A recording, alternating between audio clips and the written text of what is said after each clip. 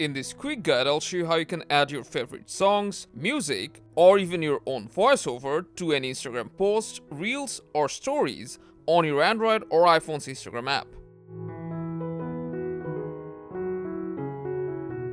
So on your Instagram app, when you're creating a post, story, or reel, after you're done selecting your photos or videos, you'll get the page where you can apply some filters. And from here you can also add music. To do that, just tap on this sound node icon, and then you can search your music, select one from the recommendations, or browse your music by different genres.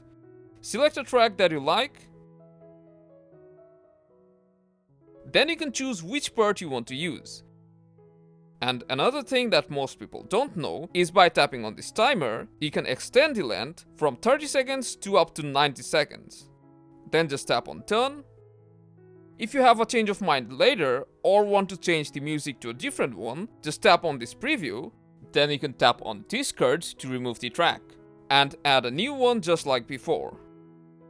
And if you're posting a reel, then besides adding a music, you can add your own voiceover using your microphone by tapping on voiceover, then tap on this record icon, and say whatever you want to add to the video.